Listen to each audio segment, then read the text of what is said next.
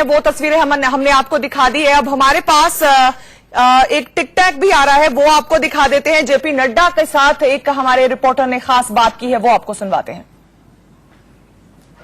मेरे साथ है कैबिनेट मिनिस्टर और उत्तर प्रदेश बीजेपी के चुनाव प्रभारी जेपी नड्डा जी। नड्डा जी, एक तरफ महागठबंधन की चुनौती, दूसरी तरफ आपके सहयोगी आपको साथ छोड़कर जा रहे हैं और वहां वो एक तरफ हो गए हैं, तो कितनी बड़ी चुनौती के तौर पर ले रहे हैं? क्योंकि बिना उत्तर प्रदेश जीते आप दिल्ली नहीं जीत पाएंगे। कोई चुनौती नहीं है। ये महागठबंधन, जो उसको मैं महामिलावट कहता हूं, इसमें नेता अपने स्वार्थ के लिए मिल जाए, लेकिन जनता अपना हित जानती है। और जनता ने 6 चरणों में देखा है कि जिस तरीके से मोदी जी ने उत्तर प्रदेश का विकास किया है, उसको आशीर्वाद दिया है, उनको आशीर्वाद देने के लिए उत्तर प्रदेश की जनता आतुर रही और 6 चरणों में उन्होंने दिया है। 19 तारीख को 7वां चरण भी एक तरफा आशीर्वाद मिलेगा। आप कह रहे हैं स्वार्थ की वजह से मिल रहे हैं, तो एनडीए में भी तो कई सारे सहयोगी गठबंधन है, उनके भी तो नेता स्वार्थ की वजह से मिल रहे हैं। फिर मैं कहूंगा कि वह स्वार्थ सत्ता के लिए नहीं है, वो मिशन के लिए है। इनका स्वार्थ सत्ता के लिए है, जो नहीं मिलेगा।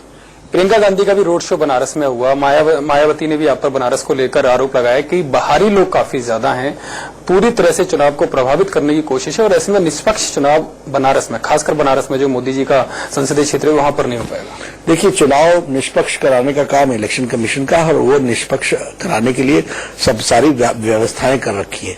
लेकिन जहां तक बनारस का सवाल है, जिस दिन आदरणीय प्रधानमंत्री जी नामांकन पत्र भरने आए थे और बनारस के हर घर से लोग उनको आशीर्वाद देने आए थे, आपने भी देखा, देश ने देखा, दुनिया ने देखा, उसके बाद किसी बाहरी आदमी की जरूरत नहीं है और न रही है।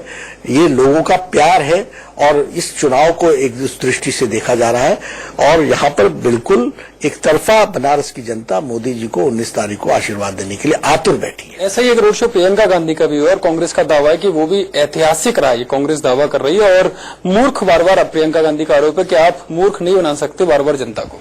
मैं फिर कहूंगा कि प्रियंका जी, आपको ध्यान में होगा 1.5-2 महीने पहले जब यहाँ आई थी तो आप लोगों ने उनकी बहुत कवरेज दी थी और गंगा घुमाया, इधर गए उधर गए, पब्लिक मीटिंग से रोड शो पर आ गए, रोड शो से डोर टू डोर आ गए, खुद ही सिकुड़ती चले गए हैं। मैंने उस समय भी कोई बयान नहीं दिया था, आज भी मैं नहीं देना चाहता, लेकिन सच्चाई ये है कि उनके पास धरती न थी, न है और आगे रहने की भी उम्मीद नहीं है। एक सवाल और, आप निष्पक्ष चुनाव की बात कर रहे हैं कि इलेक्शन कमीशन का काम है, उसी इलेक्शन कमीशन के ऊपर आरोप लग रहे हैं, खासकर पश्चिम बंगाल में जिस तरह की घटनाएं हुई हैं।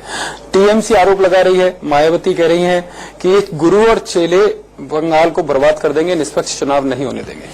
मैं फिर ये कहूंगा कि जहां तक वेस्ट बंगाल का सवाल है, ममता जी ने जिस तरीके के शब्दों का प्रयोग किया, जिस तरीके के हथकंडे अपनाए, ये उनकी, इसके कारण बंगाल में उनको लोगों ने इस बात को सराहा नहीं और इसका नतीजा चुनाव के नतीजों में दिखेगा जब उनके खिलाफ एक अच्छा मत पड़ने वाला है और उनके खिलाफ एक वातावरण बना है। लेकिन उन्होंने बहुत बड़ा नुकसान बंगाल के कल्चर का किया, संस्कृति का किया। जो रिच कल्चर बंगाल का है उस पर एक आघात पहुंचा है जो बहुत दूरगामी प्रभाव देगा।